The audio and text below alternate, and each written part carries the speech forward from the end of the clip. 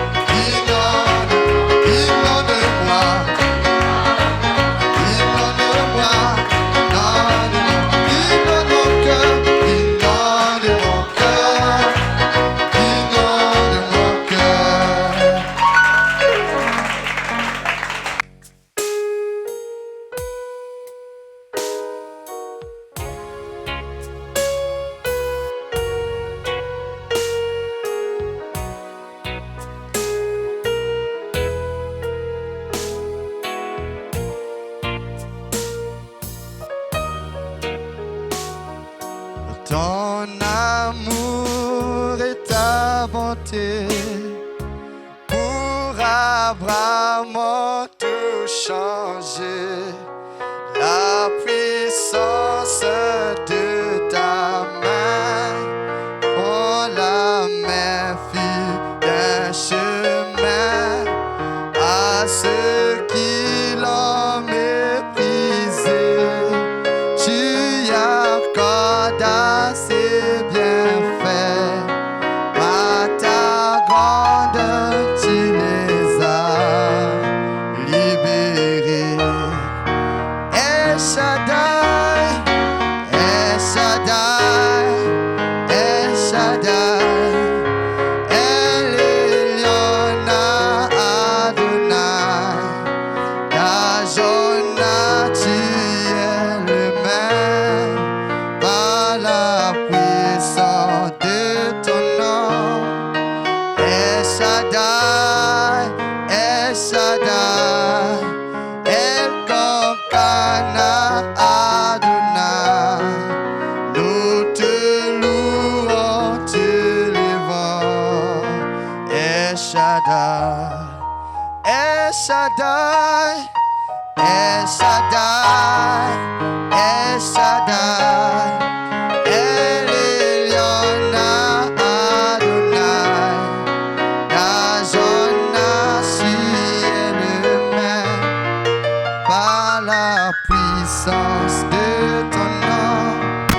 El Shaddai, El Shaddai, Elkana Adonai, nous te louons, te levons.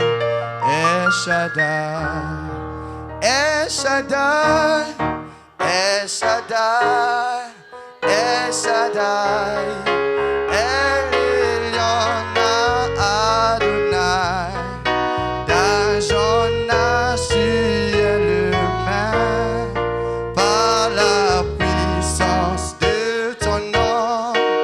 El Shaddai, El Shaddai, Elkana Adonai, nous te louons, te levons. El Shaddai. Dieu notre Père Céleste, Nzambe tata na biso na likolo. c'est encore une grâce que d'être dans ta présence. Eza lisusu ngolu kozala na bozali na yo. Car il n'y a pas meilleur endroit où nous puissions être à cette Oui, heure-ci. eza na esika ya malamu te tokoki kozwa Puisses-tu simplement masolo. pardonner toutes nos imperfections Yonde limbisa penza masumu na et biso nous regarder nyonso. au travers du sang de Jésus-Christ. E kotala biso na se ya Au makila ya Yesu travers de cette Kristo. réunion, Na nzela ya liyangani oyo. fais-nous encore la grâce de faire un voyage vers toi. Sala biso ngolu ya kozala mobembo Bénis nos liboso âmes na par la yo. parole. Bepani pambula ye na Et biso na bénis liloba. toutes les personnes qui entendront ce message. Puisses-tu aussi bénir Israël. Yonde pambula Israeli. Au nom de Jésus-Christ. Na kombo na Yesu Kristo. Amen. Amen. Je salue tous au nom du Seigneur Jésus-Christ. Pesi bino nyonso mbote na kombo ya kolo Yesu Kristo. Alors aujourd'hui encore, Lelo lisusu nous allons essayer de répondre aux questions que vous avez posées. tokomeka koyanola na bituna oyo bopesaki. Et nous allons essayer de donner le meilleur de nous Tokosala makasi na biso moko afin de répondre à vos questions po ete toyanola na mituna na bino nyonso au mieux de notre connaissance. na makasi penza ya bososoli na Si biso. jamais il arrive quelque chose que nous ne connaissons pas, Soki penza ezwami te eloko moko toyebi te, une question pour laquelle nous n'avons pas la réponse, motuna na wapi toza na eyano te, nous aurons le courage de vous dire que nous ne savons pas. tokozwa mpiko ya koloba na bino ete toyebi yango te. Et pour tout ce que nous savons, Te mpo na oyo nyonso toyebi, nous allons essayer de vous le dire de tout notre mieux. tokomeka koloba na bino yango na makasi na Alors, biso. comme d'habitude, nous prendrons la Bible au fur et à mesure que nous entrons dans ces questions. Na momesano malembe malembe tokokamata Biblia tango tokokota koyanola na Nous bituna commençons oyo. par cette première question Tokobanda na motuna ya liboso oyo. qui est relative, je vois ici, à l'enseignement sur les actes des apostats. Oyo ezali kosangana na liteya wana toteyaki na misala ya bazongisima na kondima. Et il est écrit, Yango ekomami boye.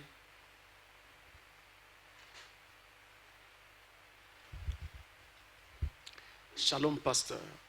Plutôt, Kimia nzambe mokengeli.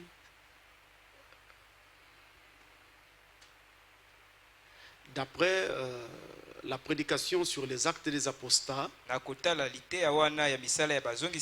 vous nous avez dit que Jude était le frère, ou disons le demi-frère de Jésus. Tandis que dans la brochure, l'âge de l'église de Pergame, au paragraphe 136, Frère Branham dit que Jude fut le frère adoptif de Jésus. Jude fut le frère adoptif de Jésus. Expliquez. Alors, ça montre que vous lisez vraiment le message. Et moi, je vous encourage à lire le message. Afin de ne pas seulement vous arrêter à ce que les pasteurs disent, mais à voir par vous-même ce que le message dit. Et ça vous permettra aussi de savoir si votre pasteur marche dans la fidélité ou pas. Alors, nous reprenons d'abord ce passage-là de l'église de Pergame, qui est prêché le 7 décembre 1960. Ici sur la question, nous avons le paragraphe 136.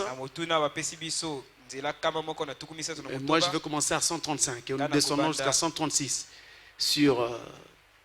Voilà, vous avez le texte à l'écran et nous lisons. C'est pourquoi je me tiens ici ce soir, au lieu d'être quelque part ailleurs pour prêcher et prier pour les malades. Je ne peux pas aller partout et répéter ces messages à l'infini, sans arrêt. C'est pourquoi nous enregistrons cela sur bande et l'envoyons par tout le monde pour qu'il puisse être averti et revenir à la foi. Suivez maintenant. Même à la fin de l'âge chrétien, Jude, avant que le livre de l'Apocalypse ne soit écrit, Jude, qu'on croit être le frère de lait de Jésus, disait: je désire vivement combattre pour la foi qui a été transmise une fois pour toutes aux saints. Il commençait alors à s'en éloigner après la mort du Seigneur Jésus. Et aujourd'hui, combien n'en sont-ils pas éloignés, vous voyez? Alors dans ce passage donc, Frère Branham dit que Jude était le frère de lait de Jésus. Dans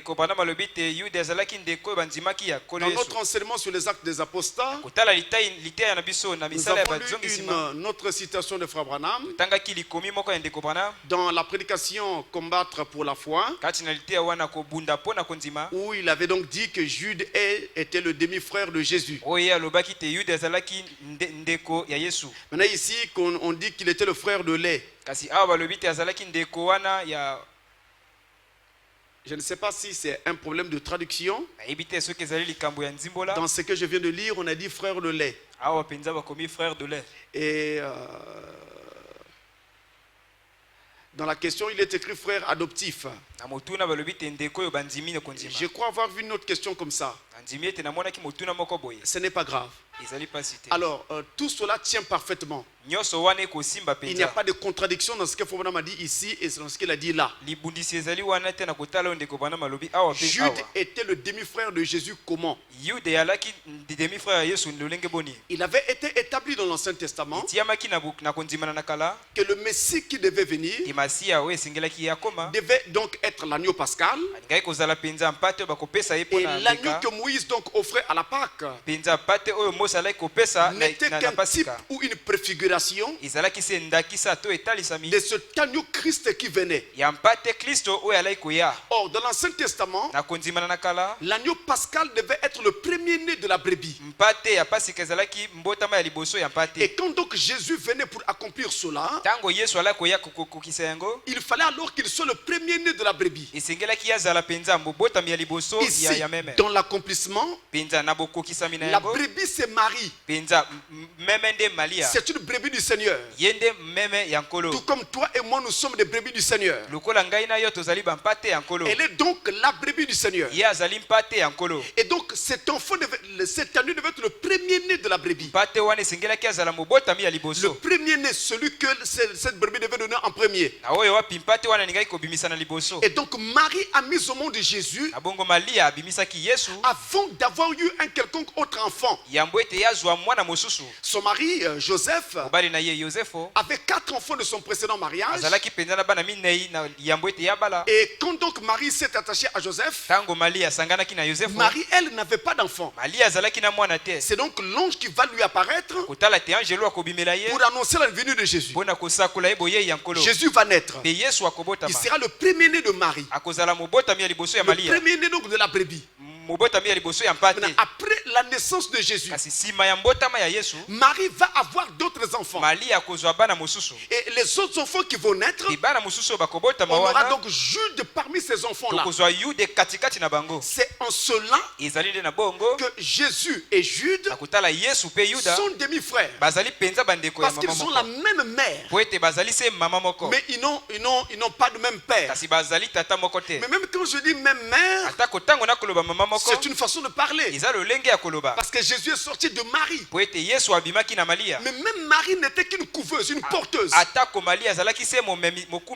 La sémence femelle qui était dans Marie et la sémence mâle qui a formé l'enfant Jésus. C'est Dieu lui-même qui créa ces deux sémences dans le sein de Marie.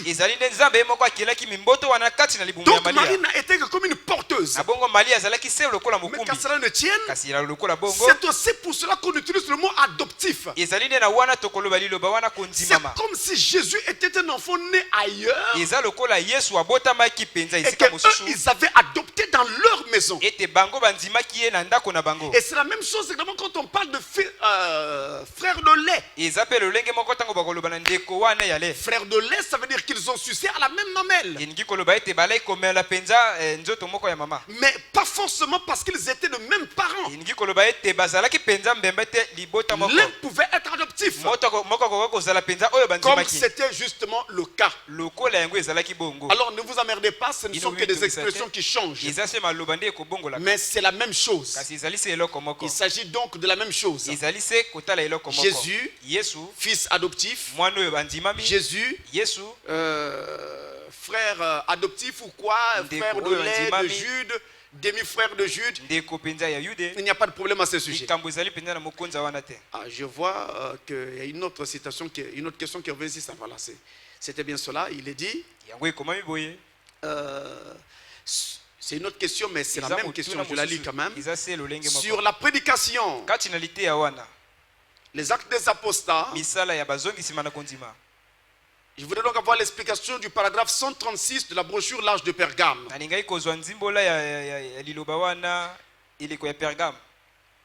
Voilà. Et ici, la traduction que la personne a utilisée, dans cette traduction-là, on a dit frère de lait. Et il n'y a pas de problème. C'est la même chose.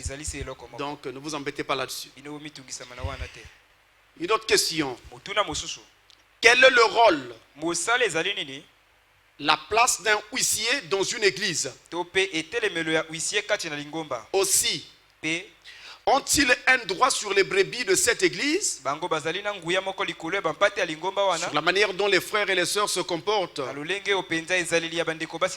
ont-ils le droit de toucher à la vie privée de ces dernières? Quelle est donc la place de huissier dans une église? Déjà, vous devez noter qu'il y a une différence entre huissier et diacre. Huissier est un terme générique que l'on trouve dans beaucoup de domaines de la vie. Vous pouvez trouver cela dans les ministères. Vous pouvez trouver cela dans la justice. On parle par exemple de huissier de justice, vous le savez. Et de façon générale, pour ne pas être spécifique d'abord, les huissiers, de façon générale, les huissiers sont des gens préposés pour faire le service des séances, des réceptions et autres, dans certains corps ou dans certaines assemblées. Donc ce sont des gens qui sont là par exemple pour ouvrir la porte quand on doit recevoir des invités et de refermer la porte par la suite. Ce sont des gens qui sont là pour vous assigner une place où vous asseoir. Ce sont des gens par exemple qui vous introduisent, qui vous assignent une place où vous asseoir, qui vous indiquent où est-ce que vous pouvez accrocher votre manteau, qui vous indiquent où est-ce que vous pouvez trouver les toilettes lorsque vous en avez besoin. Donc ils font donc le service des séances un peu partout, de façon générale. Voici ce que les huissiers font. On les trouve un peu partout. Dans le cadre de l'église chrétienne, les huissiers font exactement la même chose. Qu'est-ce qu'ils font? Ils reçoivent les gens à l'entrée. Ils les font donc entrer. Ils leur indiquent une place où s'asseoir. Et si quelqu'un a trop chaud, il va enlever son manteau. Le huissier va lui indiquer où accrocher son manteau. S'il cherche les toilettes, le huissier lui indiquera où se trouver les toilettes. S'il a besoin d'eau, le huissier lui montrera donc où se diriger pour avoir de l'eau. Et s'il veut rencontrer le pasteur, le huissier également l'aidera donc à rencontrer le pasteur en l'y introduisant. Maintenant, ce huissier dont je parle, il n'est pas élu. C'est un frère qui est nommé, désigné. Donc on le choisit comme ça au milieu de l'assemblée. Mais il n'est pas quelqu'un qui est élu. Et pendant donc les services, pendant un culte, ils font aussi office de police et d'ordre pendant les cultes. Mais il n'est pas élu. Ce qui veut dire qu'il est huissier pour la séance. Et quand la séance est terminée, normalement il n'est plus huissier. C'est pour la séance. Le diacre, lui, il fait exactement le même travail que fait le huissier. À la différence, dès le départ, que le diacre, lui, il est élu selon le respect de certaines conditions indiquées par la parole. Il doit avoir le Saint-Esprit, marié d'une seule femme, avoir une vie, un bon témoignage dans sa vie. Et il est élu par l'assemblée. Et de ce diacre-là, il n'est plus huissier, il est diacre. Alors, que le culte prenne fin ou pas, il est diacre. Pendant le temps d'un mandat, et ce mandat dure une année. Et ce diacre-là, à la différence du huissier, il peut également exhorter les gens lorsque le pasteur par exemple est absent ou occupé. Il peut venir du haut de la chair et conduire par exemple un culte de prière ou exhorter les gens. Ce diacre-là, il aide le pasteur dans le service. Dans les baptêmes, le diacre va et il baptise les gens. Le diacre aide le pasteur pendant les séances de Sainte Seine, la communion. Ce n'est pas lui qui offre le pain aux gens, mais il assiste le pasteur pendant que la séance se fait. Il assiste le pasteur pendant la séance du lavage des pieds. Le diacre assiste le pasteur pour la visite aux malades, pour aller dans les différents quartiers, visiter les personnes malades et même prier pour ces gens-là. Le diacre fait cela. Le diacre entre dans la vie privée des brebis et peut s'asseoir avec une brebis et examiner avec la brebis qu'est-ce qui ne va pas dans sa vie. Il a la sagesse et la maturité pour cela. Et c'est pour cela qu'il a été élu diacre. Il a été sélectionné et présenté. Ensuite élu.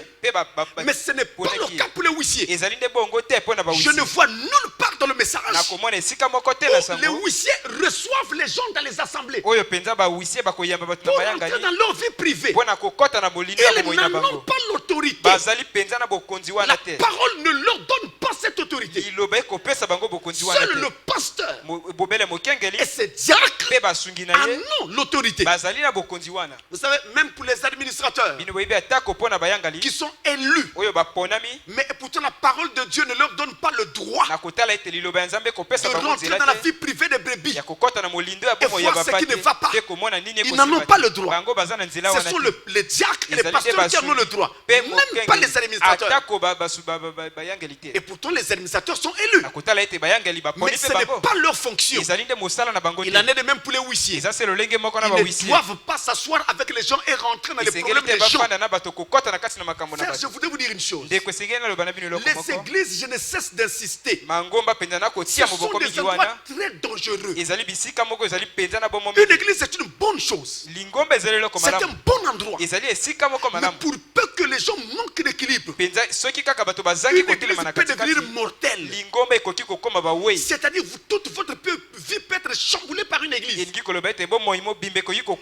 prenez votre vie, vous la confiez à quelqu'un qui n'a pas sa langue dans sa poche, qu'est-ce qui va se passer? Toute l'église sera au courant de votre problème. Imaginez par exemple que vous avez fait quelque chose de vraiment grave. Cette personne peut manquer d'équilibre et au lieu de vous aider, il se met à vous juger. Nous ne sommes pas censés juger les gens, même si on est diacre. Si quelqu'un vient dire à un diacre un problème, le diacre ne doit pas dire quoi? Tu étais encore païen comme ça? Non, il n'a pas le droit. Nous n'avons qu'un seul juge, c'est le Seigneur Jésus-Christ. Le diacre doit l'aider à se relever et non pas le juger. C'est la raison pour laquelle beaucoup d'enfants de Dieu fuient. Parce que je dis, si je veux parler, on me jugera. Oh, n'importe quel être humain fuit le jugement des hommes. Donc les huissiers n'ont pas le droit de s'asseoir avec les gens et de parler de leur vie. Et je dis toujours aux frères et aux sœurs, même vous, entre vous, ne parlez pas de votre vie privée à votre frère ou à votre sœur. Vous ne connaissez pas l'état d'âme de chacun. Votre vie privée, il n'y a que Dieu qui doit la connaître. En dehors de Dieu, c'est votre pasteur ou votre diacre s'il en a le mandat. Si vous me parlez d'une chose, ça va mourir avec moi. Mais si je sens que j'ai besoin d'un diacre pour poursuivre ce problème, j'appelle le diacre. Je lui explique de quoi il s'agit et je lui dis vas-y. Quand le diacre viendra vous voir, il vous dira le pasteur m'a expliqué le problème, voilà pourquoi je viens. Il s'agit de ceci et de cela et il continue. Vous comprenez? Voilà comment ça se passe. Autrement, même ma femme ne peut pas connaître ça. Quel que soit, ça reste pour moi. Et je vais mourir avec. Et pendant que je parle, beaucoup sont témoins qu'ils m'ont secoué.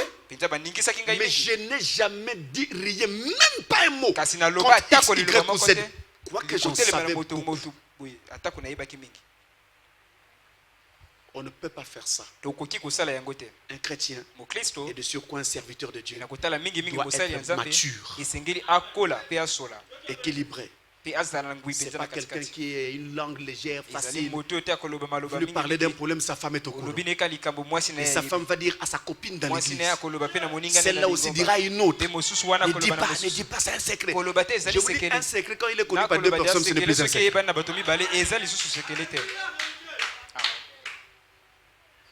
Voilà pour cette question concernant donc les huissiers et les diacres. J'espère avoir été assez précis. Une autre question. Quelle attitude doit-on adopter vis-à-vis des frères d'une même église, qui pourtant renie la doctrine prêchée par le pasteur de cette église? Attitude à voir. Ce n'est pas suivre ce que eux vous disent. Et vous restez avec ce que le pasteur vous a enseigné. Quand le pasteur enseigne, il prend le soin de faire en sorte que ça soit le message. Et il sait pourquoi il le présente comme ça. Respectez cela. Et Frère Branham dit, surtout si vous avez une fonction dans une église, vous devez soutenir la doctrine de cette église. Quand vous ne le pouvez pas, vous quittez cette église et vous allez. Je suis allé prêcher dans une église quelque part. Elle était naissante, elle n'existait presque pas. Juste au début de l'église, il y a des gens qui m'ont fait un peu la pagaille là. Après, il y a eu un ou deux frères qui voulaient quitter l'église. Je leur demande pourquoi. Ils disent que non, ils ne se retrouvaient pas dans l'enseignement. Je leur ai dit que Dieu vous bénisse. Et moi, je préfère ça plutôt que de me perdre du temps. Je suis quelqu'un qui court toujours après le temps. Alors ça me permet de savoir exactement ce que je dois faire et ne pas m'embrouiller. Quand on construit, il faut avoir le calcul qu'il faut. On ne construit pas une maison à l'aveuglette dans le vide où vous avez un plan. Donc je préfère que ceux qui ne croient pas s'en aillent, et je vais construire avec le socle qui croit. Mais si vous faites croître l'église avec des gens qui ne vous croient pas, attendez-vous au trouble. Attendez-vous au trouble. Donc mieux faut avoir affaire à 5 personnes mais ils croient qu'il avoir 1000 personnes mais qui ne croient pas. Vous comprenez? Donc pasteur Francis n'a jamais été dérangé. Si quelqu'un dit non, moi je vais m'en aller, ça ne me dérange pas. Parce que je sais que tout ce que Dieu a prédestiné et qui doit entrer par mon ministère entreront. Maintenant, ça ne veut pas dire que celui qui parle est un démon. Non. Ça veut seulement dire qu'il n'est pas à sa place. Il faut seulement qu'il trouve sa place auprès du ministère qui lui conviendra. Et on ne peut pas traiter ce frère de démon. Si vous le traitez de démon, vous quittez la parole. Là, il faut cesser d'être un tabernacle. Vous devez devenir une dénomination. Alors, une autre question. Y a-t-il un mal pour un chrétien d'intégrer l'armée? Merci pour plus de pression dans la parole ou le message. Est-ce qu'il y a un mal pour un frère d'intégrer l'armée? Je voudrais répondre comme ceci.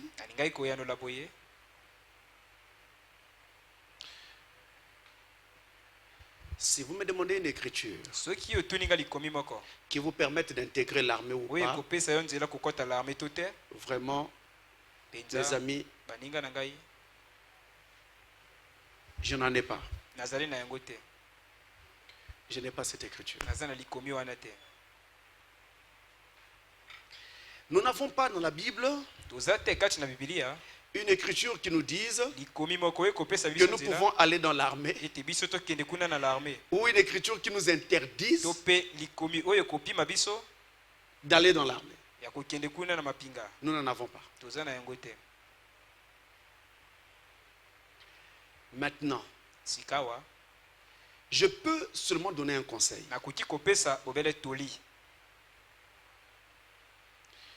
Je dirais ceci. J'ai vu dans la vie de Frère Branham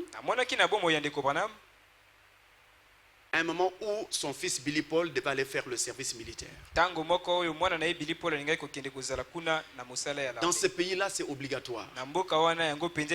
Tout jeune garçon, dès qu'il atteint 18 ans, il doit aller faire le service militaire. Alors Billy Paul était très inquiet. Frère Branham le dit, va seulement. Parce que c'était une loi. On ne peut pas l'esquiver. Il dit, vas-y, mais on ne te prendra pas. Il dit, mais papa, il dit, va seulement. Quand il est arrivé, il fallait faire les tests avant. Alors on a fait des tests et lui, il était rejeté. On n'a pas pris Billy Paul. L'ange de Dieu lui-même avait intervenu pour que Billy Paul soit rejeté. Alors je me pose la question. Pourquoi l'ange du Seigneur va intervenir pour rejeter Billy Paul si l'armée était une bonne chose? Vous comprenez?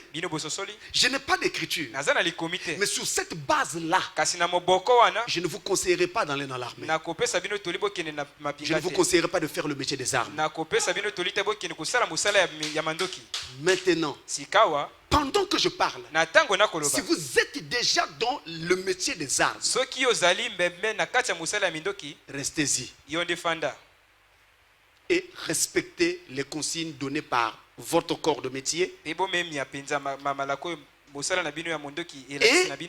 par la parole de Dieu. Je prends un exemple. On vous place à une frontière pour contrôler par exemple ceux qui entrent et qui sortent. Exigez juste ce qui est demandé par la loi. N'exigez rien d'autre de plus.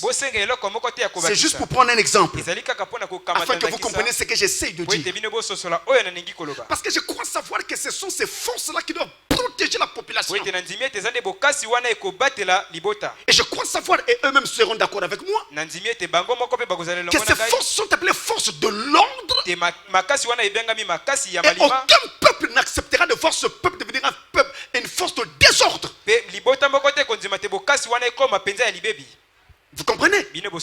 Donc, ils ont la responsabilité d'assurer cet ordre-là en respectant les citoyens tels qu'ils sont et qu'ils soient, sans regarder à comment s'appelle X ou Y ou Z, ou par quelle lettre commence son nom. C'est ainsi qu'ils serviront Dieu. Là-dessus, nous avons un passage dans la Bible où il y avait des soldats des gens qui sont venus demander, je crois que c'était des soldats, s'il était bon de payer l'impôt ou quelque chose comme ça. Jésus avait répondu, rendez à César ce qui est à César et à Dieu ce qui est à Dieu. Et Frère Branham donne ce conseil-là aux soldats, à tous ceux qui font le métier des armes. Respectez ça. Et on pourrait dire la même chose avec ceux qui font le métier de la médecine. Parce que quand on voit ce qui se passe aujourd'hui, vos médecins ont quitté leur position. Parce que pour toucher un malade, il faut d'abord que 1000 francs passent sur la table. Mais ailleurs, sur d'autres cieux, quand un malade arrive, mais tout le corps médical tremble. C'est eux qui viennent te prendre sur une civière. Mais aujourd'hui, les gens arrivent et te poussent la civière. Poussez la civière. Vous voyez là où on arrive. Et le prophète dit, un infirmier ou un médecin qui fait correctement son travail sera sauvé. Maintenant, comme j'ai dit, pour ceux qui sont déjà dans le métier des armes, ne quittez pas, restez-y. Nous avons aussi besoin de vous. Fobana avait dans son église des gens qui ont fait la guerre. Je crois qu'il y avait un frère qu'on appelle Roy Robertson qui était dans l'armée. Mais Dieu lui avait fait la grâce de croire le message. Et aujourd'hui, il y a beaucoup qui sont dans ces forces-là et à qui Dieu est en train de faire la grâce de croire le message. Mais ce n'est pas très facile. Les tentations sont grandes, je vous le dis. J'espère que le peu que j'ai dit vous permettra de comprendre. Alors, j'ai ici une petite question qui vient du Bénin. Je vais continuer avec vos questions à vous. Parce que ce n'est pas maintenant que je vais faire question-réponse pour l'étranger. Alors, je leur ai promis que je mettrai ça dans vos questions-réponses à vous. Comme ça, ils seront servis. Voici ce qu'ils me disent.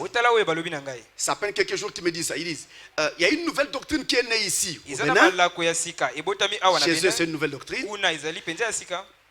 Un groupe de frères enseigne donc que l'enlèvement a déjà eu lieu. Le millénium est déjà passé. Leurs âmes sont déjà au ciel. Ils peuvent alors faire tout ce qu'ils veulent avec leur corps. Alors il demande, pasteur, qu'est-ce que tu peux nous dire là-dessus? Et les frères qui posent cette question, c'est une petite église qui est née au Bénin et qui se rassemble autour des mêmes messages autour desquels vous vous rassemblez. Vous m'avez aujourd'hui, mais eux, ils ne m'ont encore jamais eu. C'est eux qui posent cette question-là. Alors voici ce que je veux dire là-dessus. Parce que c'est une question très profonde. Il y a vraiment de la matière là-dedans. Je prie Dieu de m'aider vraiment à répondre à cette question. Je commence par Apocalypse chapitre 20. Verset 1 à 8. Donc en fait, on pourrait résumer la question comme ceci. Est-ce que l'enlèvement et le millénium ont déjà eu lieu? Voilà la question. Donc je prends Apocalypse chapitre 20. Verset 1 à 8. Amen. Oh my God. Essayez de nous mettre le texte à l'écran si vous pouvez, la Bible, comme ça les frères vont lire avec nous. Alors nous lisons. Puis je vis descendre du ciel un ange qui avait la clé de l'abîme et une grande chaîne dans sa main. Un ange qui avait la clé de l'abîme et une grande chaîne dans sa main. Je ne sais pas, excusez-moi, la chaîne là était faite en quelle matière? En acier ou... Je ne sais pas. Il saisit le dragon, le serpent ancien, qui est le diable et Satan. Savons que Satan est un esprit. On peut le lier avec des chaînes. Et il le lia pour 1000 ans. Il le jeta dans l'abîme, ferma et cela l'entrée au-dessus de lui, afin qu'il ne séduisît plus les nations jusqu'à ce que les 1000 ans fussent accomplis.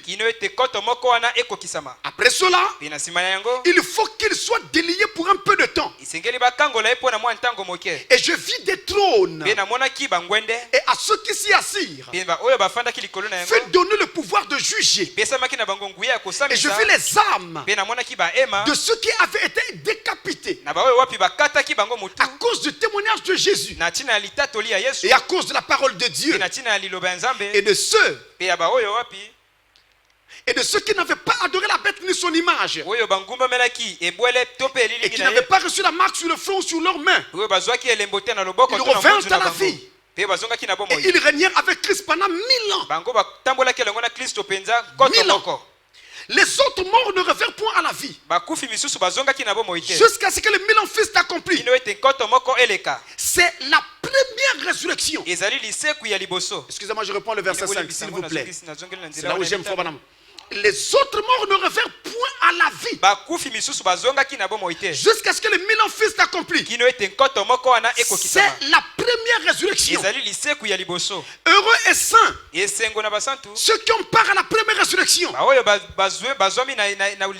La seconde mort n'a point de pouvoir sur eux, mais ils seront sacrificateurs de Dieu et de Christ, et ils régneront avec lui pendant 1000 ans. 1000 ans. Quand les 1000 ans seront accomplis, Satan sera délié de sa prison.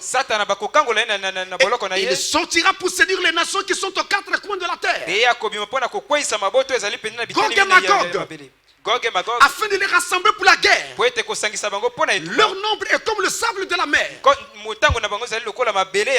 Voici pour l'écriture qui nous parle de ces choses. Apocalypse 20 nous parle de deux éléments très importants.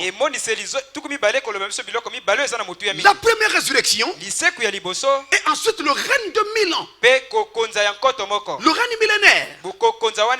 Et selon ce chapitre, la première résurrection doit d'abord avoir lieu. Et ce n'est qu'après que viendra donc le règne de 1000 ans. Alors allons étape par étape. C'est quoi donc la première résurrection? La première résurrection, ce n'est rien d'autre que l'enlèvement. Et si on parle d'une première résurrection, cela veut dire qu'il y aura une deuxième résurrection. La première résurrection, c'est la résurrection des saints, les élus,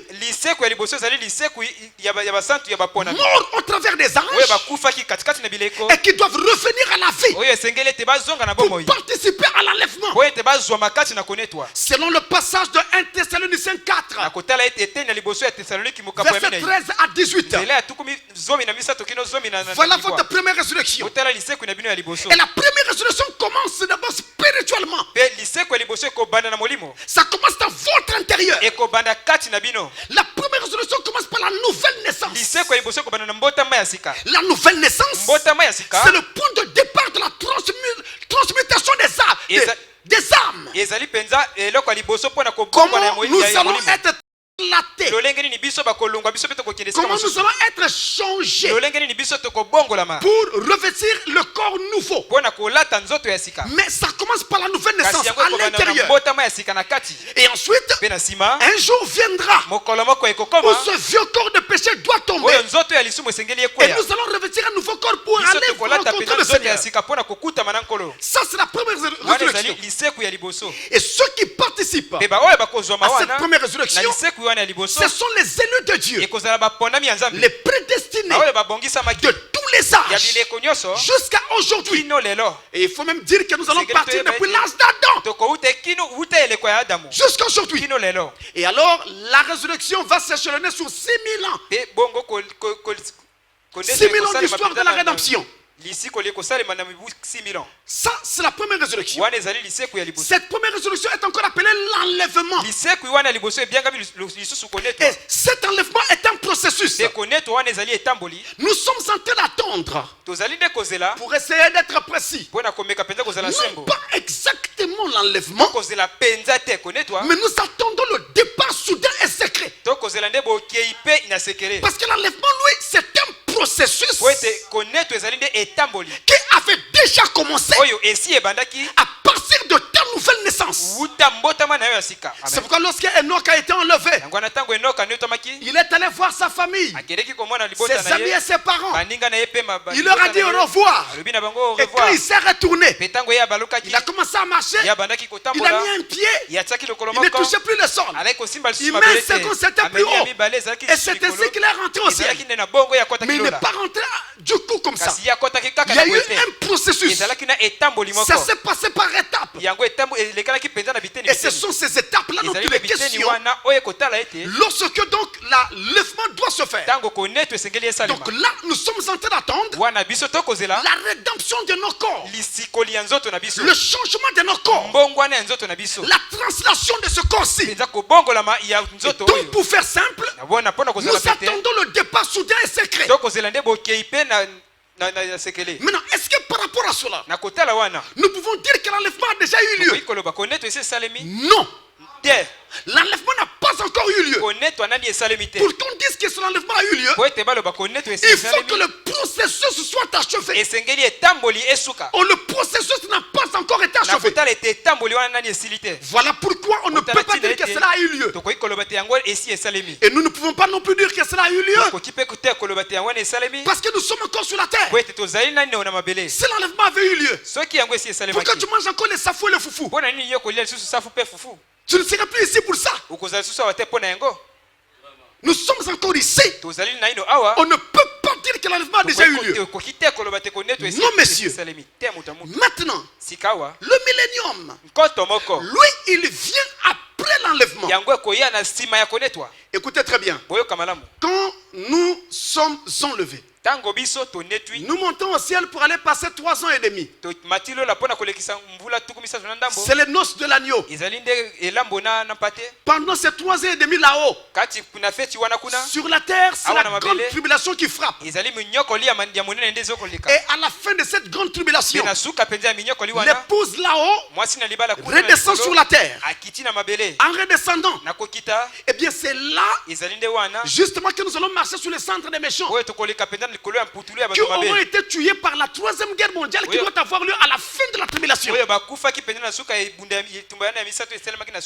Maintenant, après cela, nous marchons sur le centre des méchants et sauf une période de 1000 ans. Cette période de 1000 ans, c'est ça qu'on appelle le règne millénaire. Le règne de 1000 ans, ça s'appelle encore le millénium. Alors on pose la question, est-ce que le millénium a déjà eu lieu? Je dis non. Ceux qui disent que le millénium a déjà eu lieu ne comprennent même pas pourquoi il y a un millénium. Je vous explique. Millénium veut dire règne de 1000 ans. Et le règne de 1000 ans dont je parle, ça sera exactement 1000 ans comme nous comptons ici. 1, 2, 3, 4 jusqu'à 1000. Pourquoi ce 1000 ans? C'est parce qu'en Éden, l'homme n'avait pas pu vivre 1000 ans. Adam n'avait pas pu vivre le jour. La Bible dit qu'un jour pour Dieu est égal à 1000 ans. Et 1000 ans est égal à un jour. Quand on dit qu'Adam n'a pas pu vivre le jour, un jour, nous voulons dire qu'Adam n'a pas pu vivre 1000 ans. Adam a fait que 930 ans. Il manquait 70 ans pour faire 1000 ans. L'homme qui a vécu le plus longtemps sur la terre s'appelait Methuselah. Il a vécu 969 ans. Et quand on parle en arrondissant, on dit qu'il a vécu 970 ans. Là on arrondit. Voyez-vous, c'est l'homme qui a vécu le plus longtemps sur la terre. Alors, aucun homme donc sur la terre ne peut vivre pendant 1000 ans. Or, depuis ce temps-là, comme l'homme n'avait pas pu vivre le jour, l'homme n'avait pas pu vivre son jour, Dieu avait décidé de lui restaurer le jour qu'il n'avait pas pu vivre. Voilà pourquoi avant qu'on entre dans l'éternité, nous devons vivre nos 1000 ans dans le temps. Maintenant, quand les gens disent que le millénium a déjà eu lieu, il y a un problème. Peut-être qu'ils ont un problème de santé. Parce que je vous dis, on ne peut même pas s'imaginer cela. Puisque aucun être humain actuellement ne vit même 200 ans. Même un enfant de 10 ans meurt. 30 ans, 50 ans, 70 ans meurt. C'est difficile de dépasser 100 ans. Montrez-moi alors celui qui a pu vivre le jour. Il n'y en a pas, il n'y en a plus. C'est la raison pour laquelle on ne peut pas dire que le millénium a déjà eu lieu.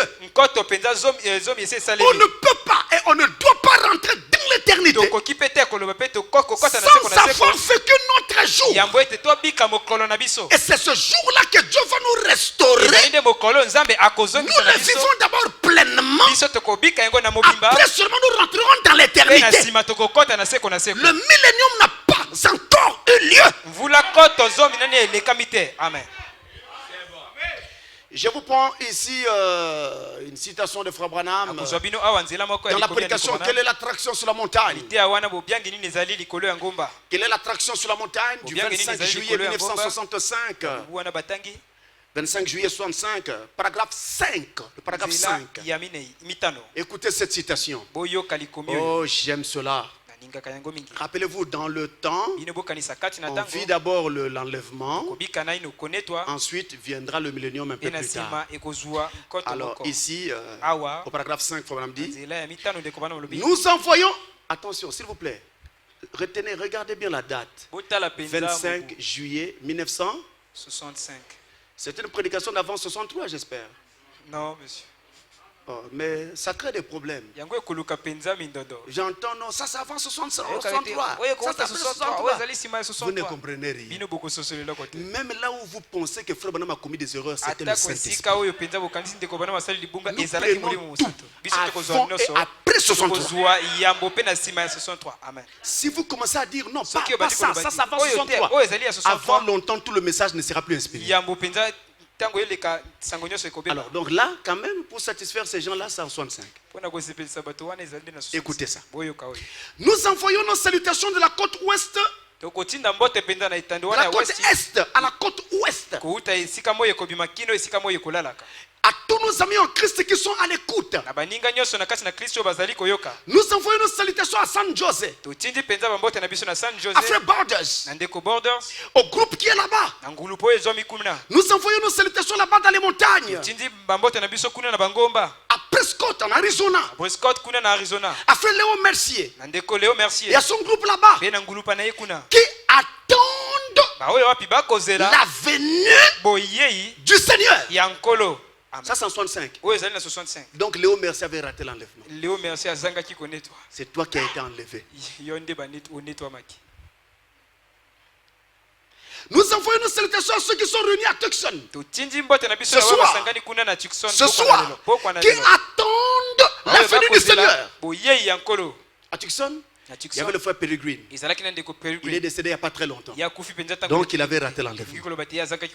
À Houston au Texas, à ceux qui attendent la venue du Seigneur. À Chicago, à ceux qui attendent la venue du Seigneur. Sur la côte est, à New York et dans le Connecticut, et aux grands groupes qui sont là-bas, qui attendent la venue du Seigneur. Nous n'avons pas de place ici pour les faire asseoir. Alors nous devons simplement leur transmettre la parole au moyen du téléphone. Nous envoyons nos salutations à Frère Junior Jackson ce soir et à son groupe à Clarksville, à Frère Ruddle sur la route 62. Lui il est à Jeffersonville. Et à son groupe qui attend la venue du Seigneur. Et nous sommes rassemblés ici ce soir dans notre église, dans le tabernacle.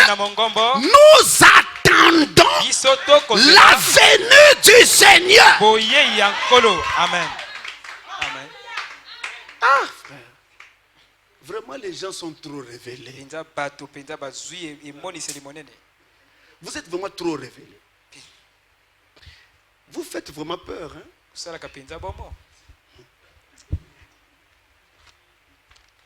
Être révélé plus que le prophète, vraiment. Jusqu'en 65, Branham est en train d'attendre la venue du Seigneur. Dès que vous avez vu la nuée apparaître, c'est le Seigneur qui est venu. Regardez son visage, sa tête. Il nous a dit, frère, ne vous embrouillez pas. La nuée là, c'était l'accomplissement d'Apocalypse 10. Ce n'est qu'une prophétie qui s'accomplissait. Ça ne voulait pas dire. D'ailleurs, quand Christ revient, lors de sa seconde venue, mais ne met pas le pied sur terre, il doit s'arrêter dans les airs. Bon, d'accord, maintenant votre Christ qui est venu là, c'est qui? Faut me dire dans la prédication, la semence du serpent, je crois sur le paragraphe, ça doit être le paragraphe 325 si je ne me trompe pas. Là il dit nous attendons la venue du Seigneur. Les physiques. Le physique, pas le spirituel. Nous attendons le Seigneur de venir physiquement. C'est pas le spirituel. En 63, la parole nous est venue. Nous est arrivé, nous est révélé. Mais c'est pas le Seigneur, mes frères. On ne peut pas dire que c'est la seconde venue. Oui, quand vous se trompez comme ça, les gens, si quelqu'un croit qu'il est déjà venu, alors le pas suivant sera fait. Vivons comme nous voulons, puisque nos âmes sont déjà sauvées. Vous voyez bien que c'est l'évangile de Satan.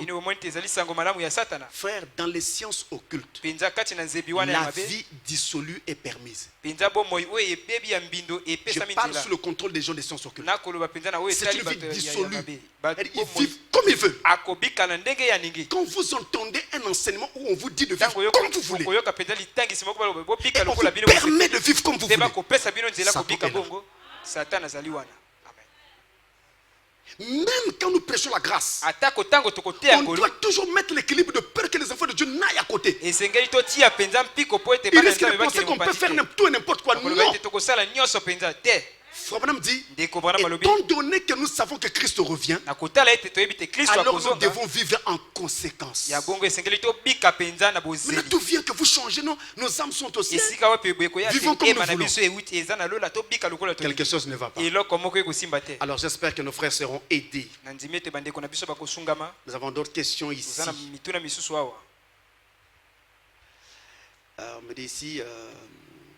un pasteur né de nouveau peut-il devenir un apostat? Non. Il ne peut pas. Il peut commettre une erreur.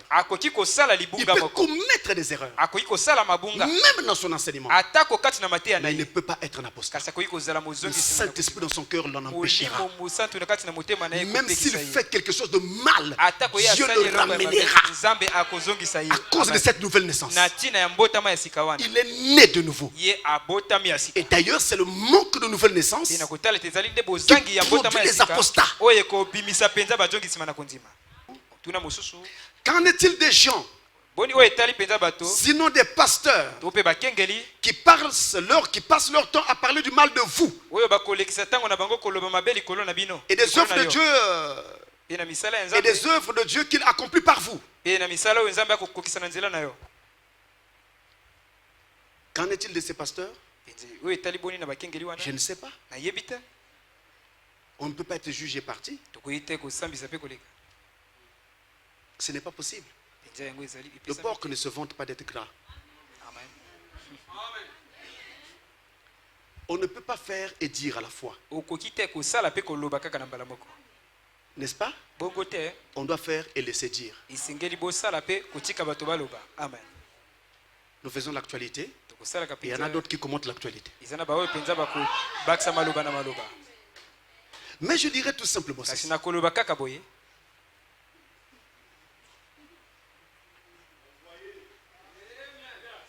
Je crois savoir que toutes ces personnes, qu'ils soient pasteurs ou pas, c'est des bons frères. Ils ne sont tout simplement pas d'accord avec moi. C'est tout. Et ils ont le droit d'exprimer leur point de vue. Est-ce qu'ils l'expriment bien ou mal? Ça, je ne peux pas dire. On ne peut pas te juger par ton laisse Dieu faire. J'espère que c'est clair. Sont-ils des apostats? Ces pasteurs-là ou ces frères qui parlent mal de nous? Non. Ils ne sont pas apostats. Les apostats, ce sont ceux qui sont tombés de la foi. Or, vous avez des gens qui parlent en mal de vous ou bien qui vous critiquent parce qu'ils ne sont pas d'accord avec vous. Ils expriment leur point de vue. De la bonne ou de la mauvaise manière, on ne sait pas, mais ils expriment. Vous savez, bon, non, on s'arrête pas là.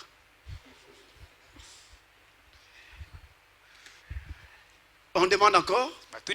Qu'en est-il des brebis qui sont dans leurs églises? Qu'est-ce qui leur arrivera? Rien de mal ne va leur arriver. Ils aiment leur pasteur. Mais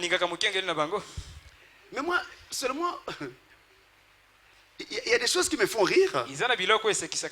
Parce que récemment, avant que je n'arrive, comme je vous ai dit une fois, quelqu'un m'a dit, pasteur, dans une église où j'étais le nom, le pasteur est arrivé un dimanche.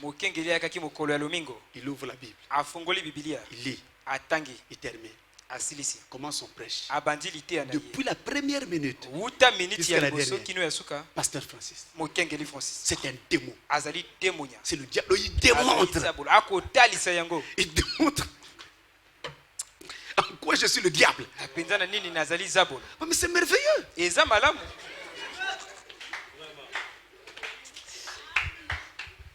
n'y a pas de problème. C'est merveilleux. Et j'apprécie ce frère-là. Il a eu le courage de dire ce qu'il pense. D'autres seront hypocrites et ne vous diront pas ce qu'ils pensent. Lui, il a dit ce qu'il pense. Ce n'est pas parce qu'il a dit tout ça de mal de moi que je vais être contre lui. Jamais. Il n'y a même pas un peu comme ça dans mon cœur. Ma crainte à moi, c'est que le message seulement qu'on donne dans ce sens-là n'édifie pas les gens. Parce que salir quelqu'un ne sanctifie personne. Amen. Je répète, salir quelqu'un ne sanctifie personne. Ni celui que vous salissez, ni vous-même. Au contraire, vous vous enfoncez.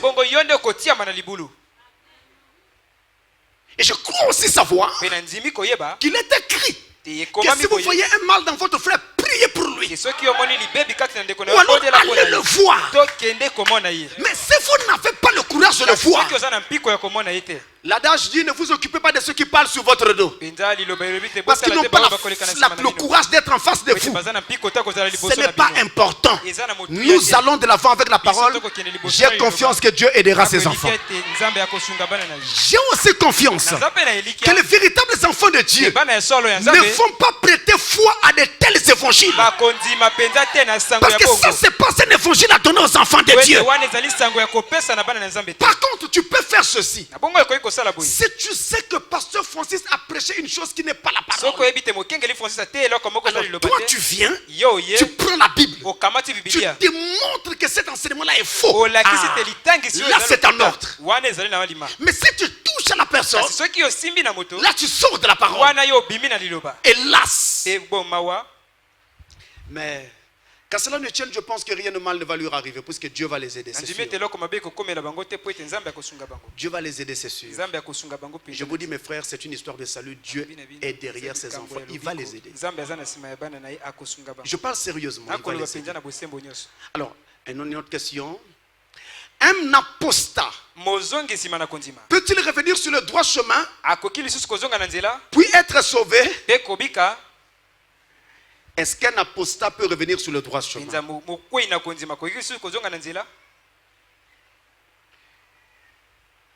mes frères, je voudrais vous dire ceci. Comprenez cela très bien. L'affaire du salut, c'est l'affaire de Dieu seul. Vous ne pouvez pas mettre un point final à la vie de quelqu'un. Parce que vous ne savez pas ce que Dieu va faire de lui après. Il peut passer par un âge sombre. Mais après Dieu finir par l'en sortir. Frère Branham dit que quelqu'un, un enfant de Dieu, peut être attaché à une erreur pendant longtemps et finir par en sortir. Maintenant, est-ce qu'un apostat peut être sauvé? Tout dépend de la sémence dans son cœur. Si la sémence en lui est la sémence prédestinée, Dieu finira par le sortir de son erreur. Mais si cette sémence n'est pas prédestinée, en tout cas mes amis, il n'y a rien à faire. Il ne le sera pas. Mais l'autre problème, c'est que ça va dépendre du niveau d'apostasie. Il y a des choses dans lesquelles on peut tomber par ignorance, des choses comme ça. Mais il y a d'autres choses, mes frères. Prenons le cas de quelqu'un qui dit Branham s'est amusé à dire, il a blasphémé. Mais quand vous blasphémez, il n'y a plus de retour. Donc il y a des choses, quand vous touchez là, vous ne revenez plus. Il faut faire attention. Même quand vous n'êtes pas d'accord avec une œuvre de l'esprit, dites seulement que je n'y crois pas. Arrêtez-vous là. N'allez pas loin. Si jamais demain vous découvrez que c'était plutôt Dieu, vous avez blasphémé contre Dieu. Je prends un cas. Quelqu'un chante une chanson, elle ne vous plaît pas. Dites seulement aux gens, moi cette chanson je ne l'aime pas. Arrêtez-vous là. Et n'y touchez pas. Mais n'injuriez pas cette chanson. Ne juriez pas le chanteur. Si demain vous venez à découvrir que l'inspiration c'était à 100% le Christ, la parole, tu as blasphémé. Même chose avec les parlants en langue, les prophéties et autres. Vous comprenez? Amen. Faites attention. Ne critiquez pas. Soyez équilibrés. De toute façon, tes critiques ne vont pas aider quelqu'un. Mais c'est ta prière qui va aider. Nous ne faisons pas ce que Christ nous a demandé. Et nous courons faire ce qu'il ne nous a pas demandé. Mais quand vous critiquez là, vous voulez montrer quoi? Que c'est vous qui êtes meilleur. Mais est-ce que c'est sûr que c'est vous qui êtes meilleur? Il y a un qui est plus haut, qui connaît la spiritualité de chacun. C'est lui seul qui sait qui est qui. J'ai vu David. On a craché sur lui. Il n'a pas répondu. Il a dit ceci. Son serviteur tire l'épée pour tuer cet homme. Il dit non, ne le tuez pas. C'est Dieu qui lui a demandé de faire ce qu'il a fait. Il l'a injurié, il a craché sur lui. David n'a pas répondu. Mais ce que David n'a pas fait à cet homme a fini par être fait. Cet homme est mort. Avant que David ne quitte le pouvoir, il a donné des ordres à son fils Salomon. Il dit Salomon, je ne serai plus au pouvoir. Je m'en vais par le chemin de toute la terre. Rappelle-toi, Joab, surveille-le. S'il fait ceci, fauche-le. Comment vous prenez l'œuvre de Dieu? C'est pas une blague. Il dit s'il fait ceci, fauche-le.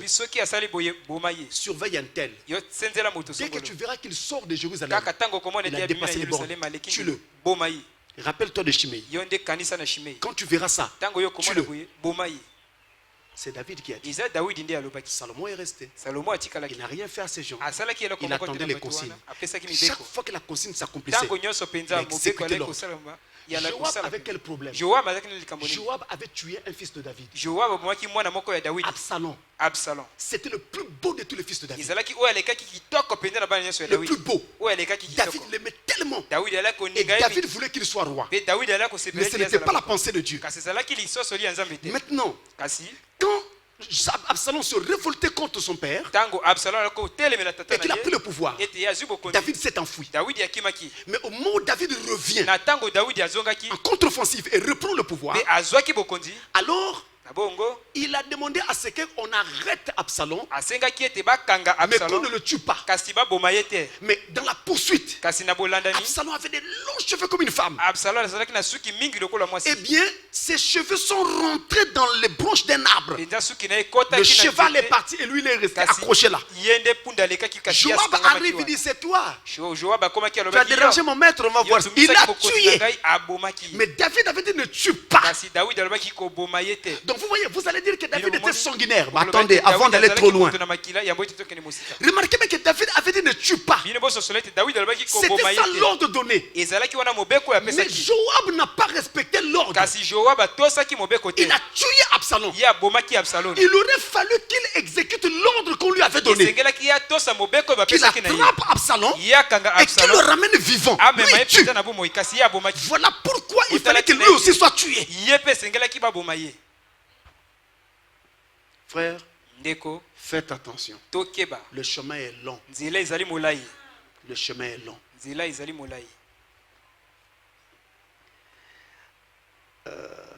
Une autre question. Si une telle personne est approuvée, plutôt éprouvé que c'est un apostat, la Bible dit éloigne-toi de ces hommes-là. Dans 2 Timothée 3, versets 2 à 5. Devrais-je arrêter de communier avec une telle personne? Devrais-je arrêter de communier avec une telle personne?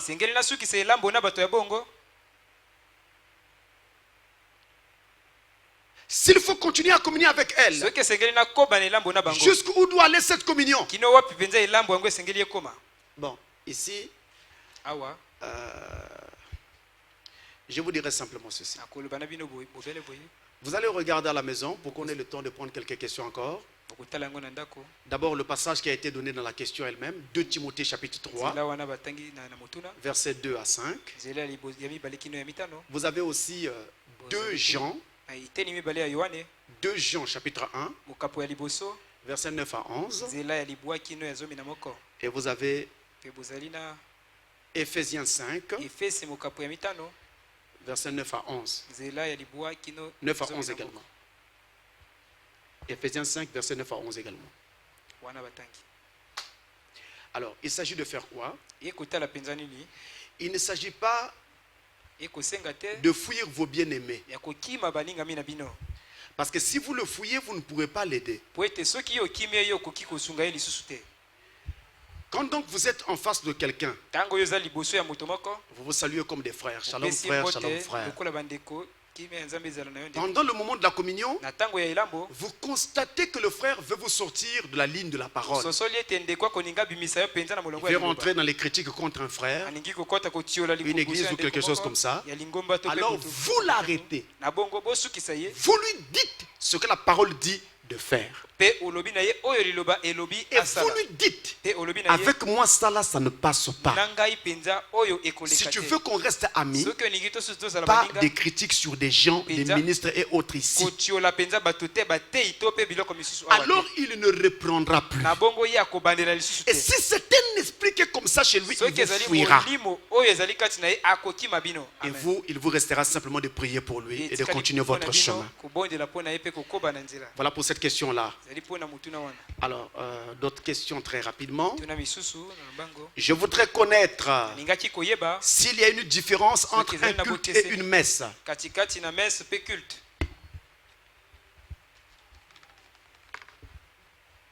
Je voudrais connaître s'il y a une différence entre un culte et une messe.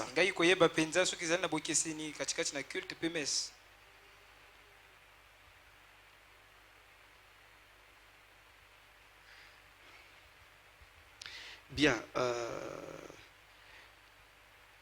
Le culte, c'est déjà un moment au cours duquel nous nous rendons hommage et gloire à notre Dieu. Donc, c'est les occasions où nous, dans nos églises, nous nous rassemblons. Et nous essayons de partager ensemble la parole. Et ce moment-là est accompagné des chants et de la prière. Il y a aussi la collecte des offrandes et des dîmes que nous faisons justement à notre Dieu. C'est en cela justement que nous lui rendons hommage et honneur quand nous pratiquons cela. C'est ça donc notre culte. Par contre, avec la messe, c'est un peu, on va dire la même chose, mais cette fois-ci dans la religion catholique. Mais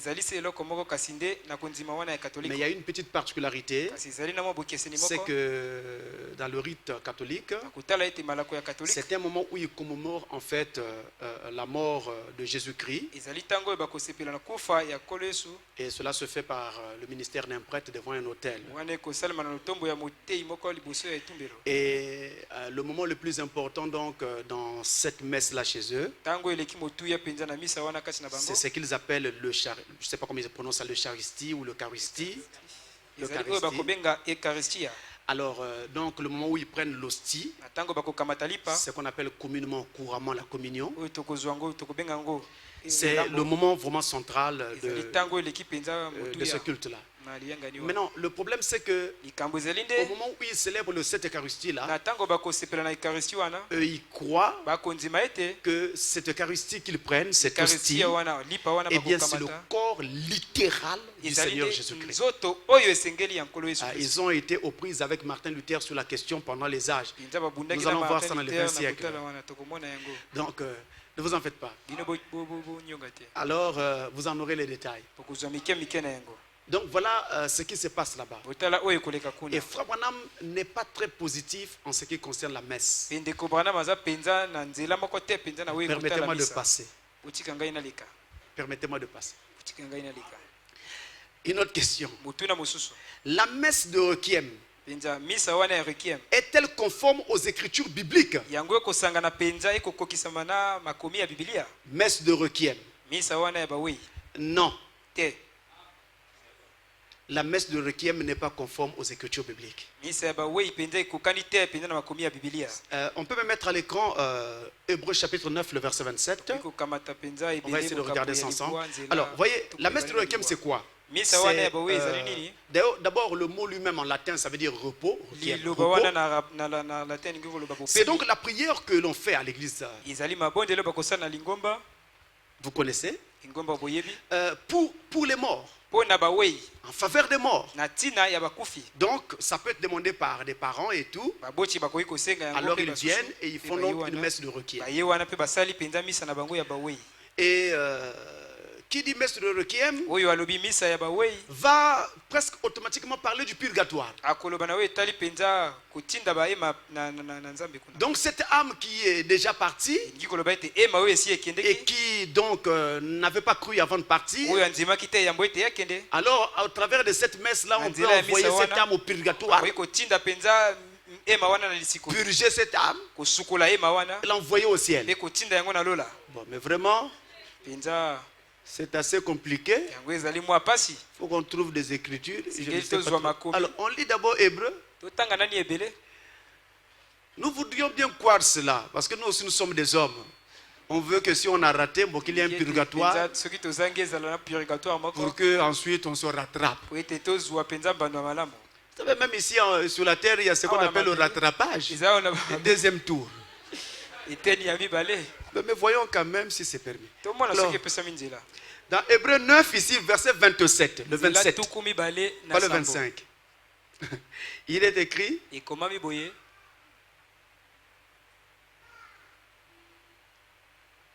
voilà. Et comme il est réservé aux hommes de mourir une seule fois, après quoi vient. Voici ce que nous lisons dans la Bible, sans critiquer une religion quelconque. Je me fais comprendre, sans critiquer personne. Dans la Bible, nous lisons ceci. C'est Hébreux 9, verset 27.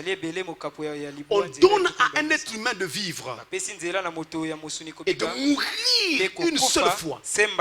Et quand il meurt une seule fois, il ne lui reste plus que le jugement. Maintenant, la Bible parle d'une seconde mort.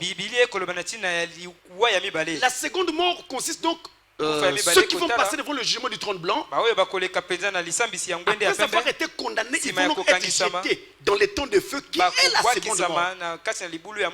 Mais en attendant, pendant le séjour terrestre, si vous ratez le salut, il n'y a plus de salut possible. Il n'y a pas moyen. Voilà pourquoi il ne faut pas rater.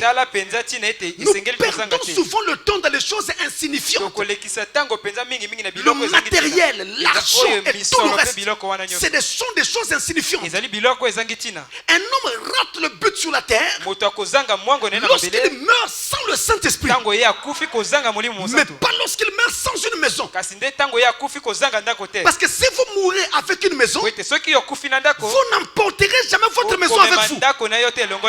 Et aucun bien matériel de la terre ne vous ouvrira les portes de l'autre côté. Il n'y a que le Saint-Esprit qui nous ouvrira les portes de l'autre côté. Lorsque nous passerons par là, alors recevez le Saint-Esprit. Dans cet âge, Dieu nous a fait la grâce de recevoir la parole dans sa plénitude. Et Jésus a dit: les paroles que je vous ai dites sont esprit et vie. Dans ce message se trouve le Saint-Esprit. Et quand vous croyez ce message sincèrement, le Saint-Esprit doit venir dans votre cœur. Et quand vous constatez qu'après avoir cru, le Saint-Esprit n'est pas encore venu, vous pouvez aller voir votre pasteur et lui dire: pasteur, impose-moi les mains. J'ai besoin du Saint-Esprit. William Branham imposait les mains aux gens pour le Saint-Esprit. Amen. Une autre question. La pratique des triduum, neuvaine, sacrement, dans les églises, est-ce conforme à la parole?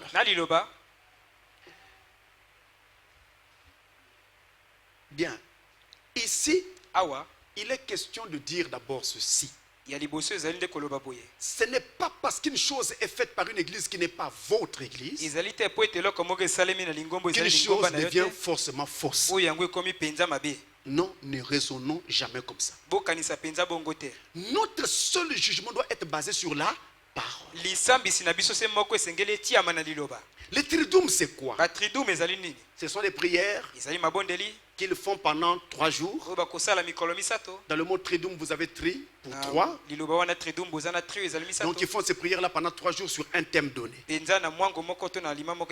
Les neuvaines, ils font ces prières pendant 9 jours sur un thème aussi donné. J'espère qu'après ici, vous irez faire quelques triduum et quelques neuvaines.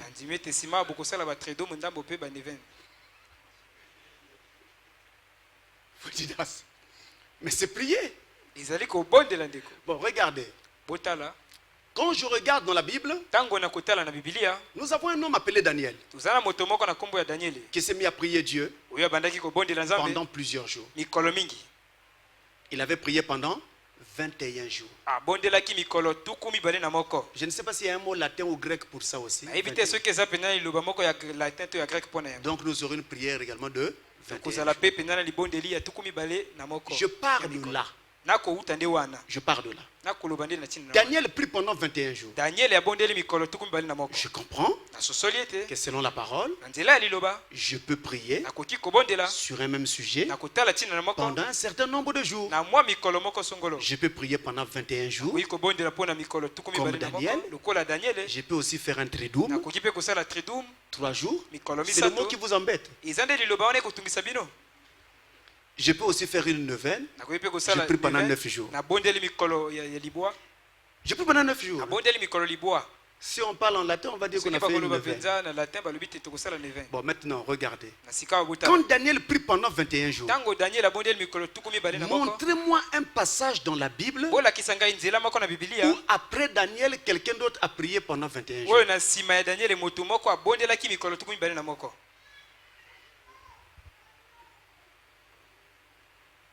Il y en a? Il y a un problème. Le Daniel là qui a prié pendant 21 jours, je reviens encore sur lui. Dans sa propre vie, combien de fois a-t-il prié pendant 21 jours?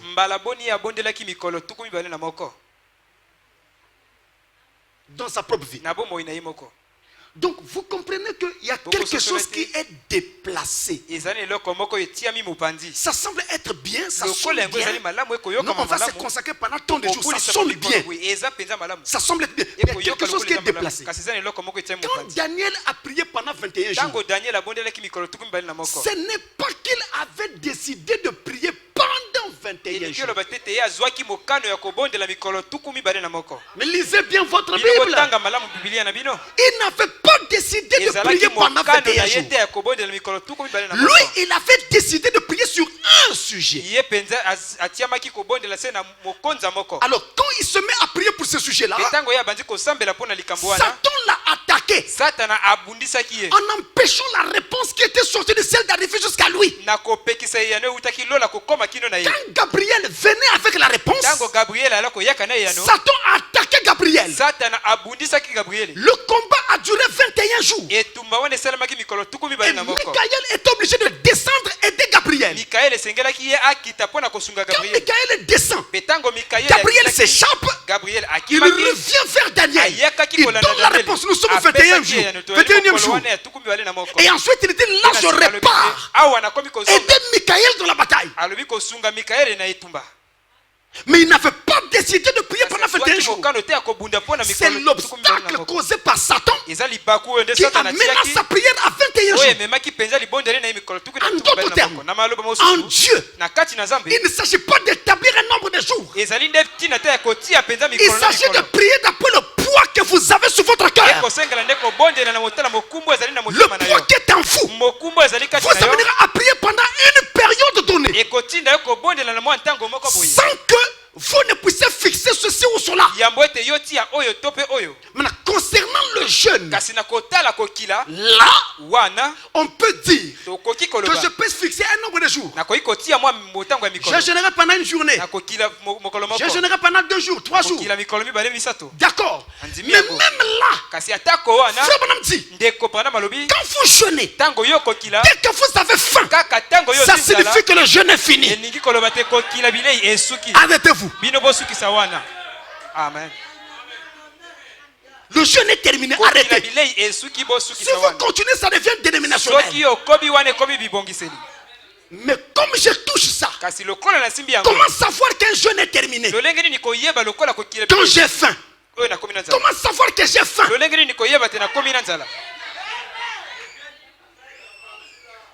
Là, c'est encore un problème.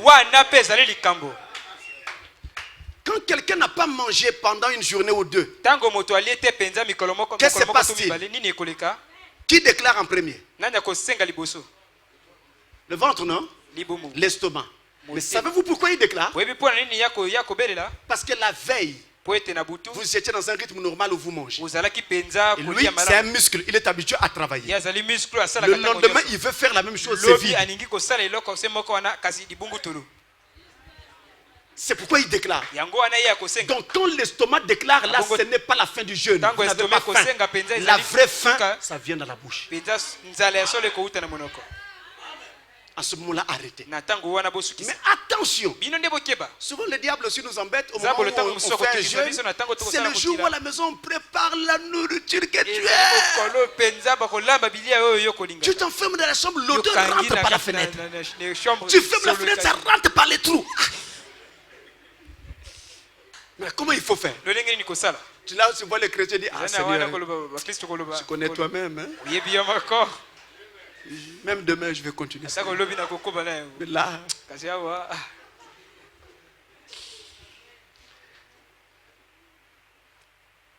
donc ces choses-là, c'est cela. Donc il faut vous laisser conduire. Nous n'avons pas de programme à faire. On n'a rien à faire comme ça. On se laisse conduire par le Saint-Esprit. C'est ça le programme. Frère Branham a parlé d'un frère. C'est frère justement Robertson, qui avait besoin du Saint-Esprit. Il est allé quelque part, il a planté un piquet. Il dit, Seigneur, c'est ici que tu viendras trouver le seau. Si tu ne me donnes pas le Saint-Esprit. Au bout de combien de jours, il n'avait pas fixé. Il dit seulement, tant que tu ne me donnes pas le Saint-Esprit, je suis ici. Est-ce que vous comprenez? Ne fabriquons pas. Nous n'aurons pas d'écriture pour dire il faut prier pendant 3 jours, 9 jours ou quoi. Il n'y en a pas. Il n'y a pas d'écriture pour ça. C'est pourquoi dans la Bible, vous ne voyez nulle part ailleurs où quelqu'un prie pendant 21 jours comme Daniel. Et j'entends les églises qui fabriquent prière de Daniel. 21 jours. Ça, c'est la dénomination. On doit se laisser conduire par le Saint-Esprit. C'est comme ça qu'on a tué beaucoup de gens pendant les jeûnes forcés. Quelqu'un même malade, on le force de jeûner. Il y a eu des morts.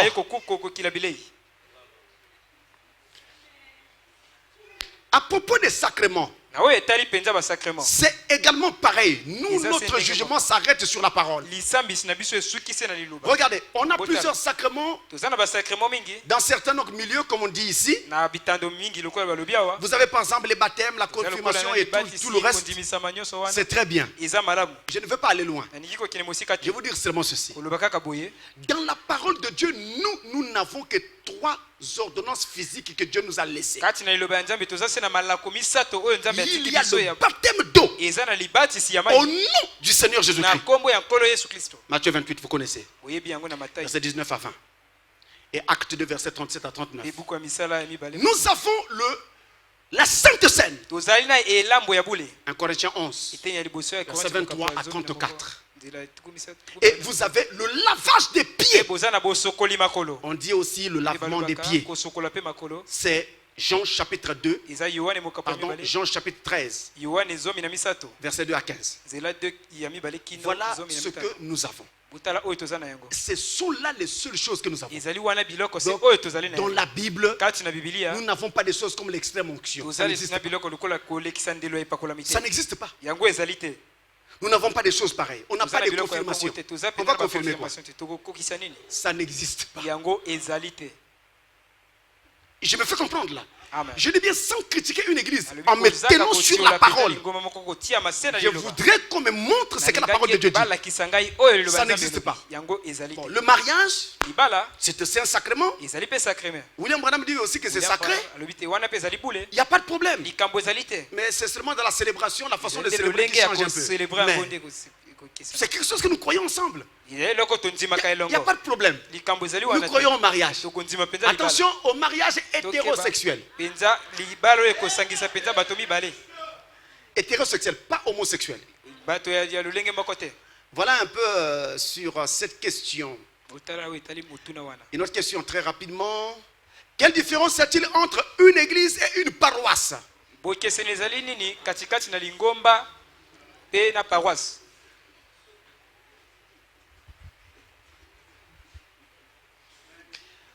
Bon, ça c'est une question assez facile à répondre quand même. Une église, c'est un lieu de culte dans la religion chrétienne. Comme ici. Et chez nous, une église, là où 2 ou 3 sont assemblés au nom du Seigneur Jésus, c'est une église. Mais attention, si vous vous en tenez au mot église lui-même, ecclésia, ça veut dire les appeler à sortir. Courante dans l'usage de ce mot, une église, c'est un lieu de culte dans la religion chrétienne. Maintenant, par contre, la paroisse, là, on parle d'autre chose. On n'est plus dans le christianisme, on est dans le catholicisme. C'est généralement l'endroit où, dans cette religion, on célèbre justement leur messe ou leur culte. Et c'est dirigé par un curé. Le prêtre qui est responsable de cette paroisse-là ou de cet endroit-là. Voilà la différence qu'il y a. Maintenant, c'est quoi un consistoire? Bon, à ce que je sache, hein, parce que, comme vous savez, je ne suis ni catholique ni protestant. C'est mes frères, je dis bien mes frères, catholiques et protestants qui pouvaient mieux répondre à cette question. Moi j'aurais un peu de mal, mais je vais quand même essayer de dire un mot. Je dirais donc qu'un consistoire en fait c'est une assemblée des cardinaux qui se rassemblent pour délibérer sur une affaire. On dit aussi que c'est une assemblée de pasteurs justement se rassemble aussi pour délibérer sur une affaire. C'est selon qu'on est soit dans le catholicisme ou dans le protestantisme. On a donc cela. Chez nous, nous n'avons pas de consistoire. Chez nous, nous avons ce que nous appelons des conventions. Et d'ailleurs, ces conventions ne sont pas des endroits où nous venons pour décider sur la ligne à suivre. Parce que chaque église chez nous est indépendante. Dépend d'elle-même. Lorsque nous nous rassemblons dans nos conventions, chacun vient et expose son point de vue sur la doctrine. Et puis ça s'arrête là.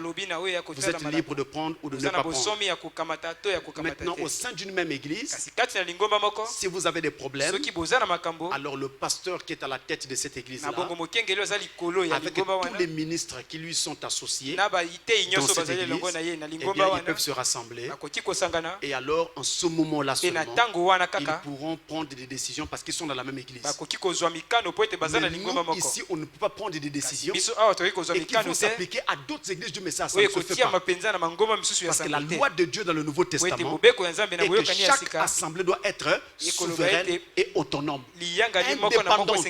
Elle ne doit pas dépendre d'une autre assemblée. C'est aussi pour dire que cette assemblée-ci ne dépend pas de Branham Tabernacle. C'est pas le message? Vous avez parfois un peu de mal. C'est ça le message qu'il faut nous laisser. Branham Tabernacle est une église indépendante. Et Soleil Couchant Tabernacle est une église indépendante. C'est comme ça avec chaque assemblée. C'est la parole. Et Frère Branham va jusqu'à dire, si Neville choisit de vous prêcher la doctrine de Russell, c'est lui et vous. Allez-y. Si vous voulez qu'il vous presse ça. Mais nous savons que Chaque église doit être indépendante. Donc, une autre église là-bas ne peut pas venir vous dire enlevez cette doctrine. Non. Ils vont vous dire en tant que frère, est-ce que nous pouvons parler un peu, vous vous asseyez et vous discutez, ils vous montrent ce que lui il voit. Là où il pense que vous êtes en train de faire erreur, il vous aide. Et si vous êtes humble, vous allez vous corriger. Si vous êtes convaincu, vous corrigez et c'est tout. Mais aucune église ne domine sur une autre. On ne peut donc pas avoir des consistoires pour décider de ce qui va se faire. Ça ne se fait pas. Chaque assemblée est souveraine. Est-ce que c'est clair? Que le Seigneur vous bénisse.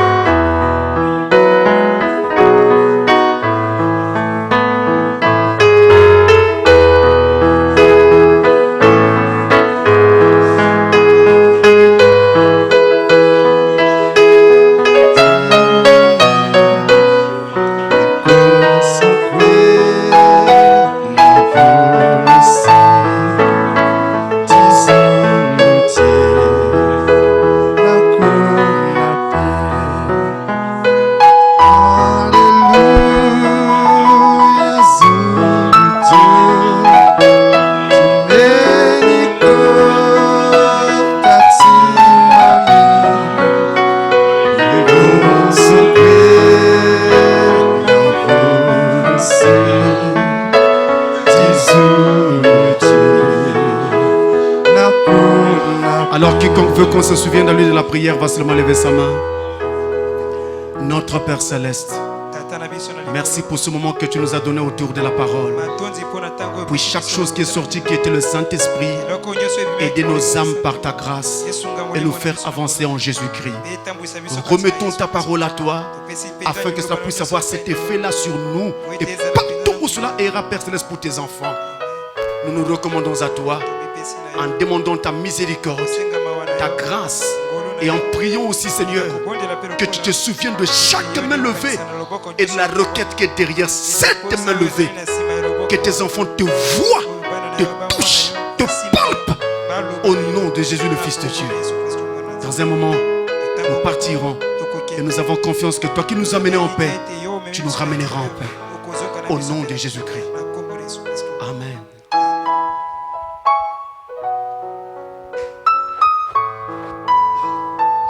Alors que le Seigneur vous bénisse. Par la grâce de Dieu, ce soir, nous avons reçu la visite de deux pasteurs. Et je voudrais vous les présenter. Nous avons le frère, le pasteur Roland, que vous connaissez déjà assez bien, n'est-ce pas? Alors, je m'en vais l'inviter d'abord à vous dire un petit shalom.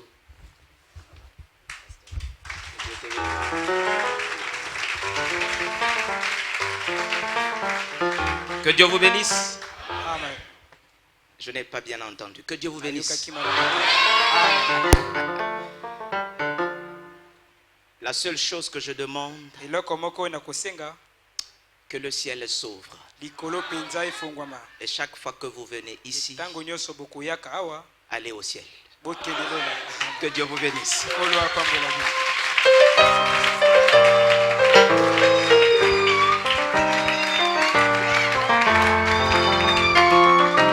Nous avons aussi reçu la visite de notre frère, le pasteur Paul Massamba de Peniel Tabernacle. Il est là avec sa femme, la sœur. Elle peut se lever aussi, la sœur. On va la voir. Le pasteur Paul va venir. Nous acclamons pour la sœur. Nous acclamons. Que Dieu te bénisse beaucoup, ma sœur. Merci.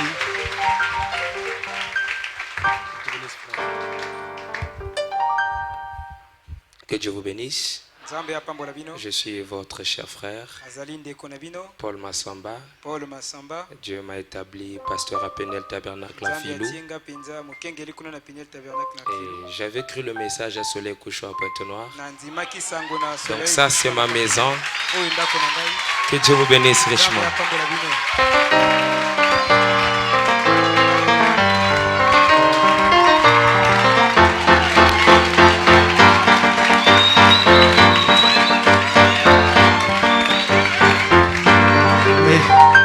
Ça, c'est un tonnerre. Il y a un pasteur qui me disait à Pointe-Noire. Et lui, il parle toujours en blaguant un peu. Je ne comprenais pas tout. Il me disait, voilà ce gars-là, il a des enfants partout. Là, il oublie même les autres. Ça, c'est un tonnerre, je ne savais pas cela.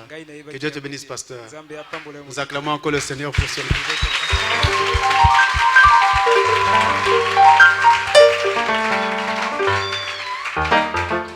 Alors, par la grâce de Dieu, nous serons là mercredi pour, qu'est-ce que je dis, le dimanche. Ça sera le 2e siècle. Que Dieu vous bénisse.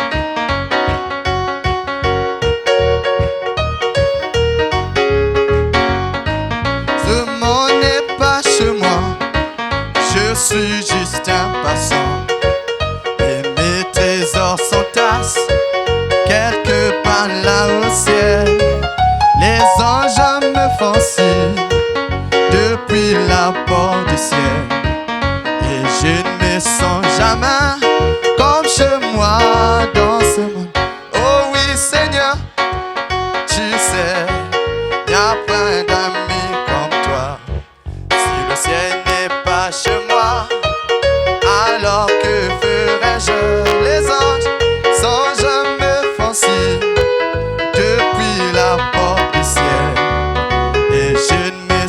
jamais comme chez moi dans ce monde. Oh oui Seigneur, Seigneur, tu sais, y a point d'amis comme toi. Si le ciel n'est pas chez moi, alors que ferais-je? Les anges me font signe depuis la porte du ciel, et je ne me sens jamais comme chez moi dans ce monde. Oh oui Seigneur, Seigneur, tu sais, y a point d'amis comme toi. Si le ciel n'est pas chez moi, alors que ferais-je? Les anges me font signe depuis la porte du ciel, et je ne me sens jamais comme chez moi dans ce monde.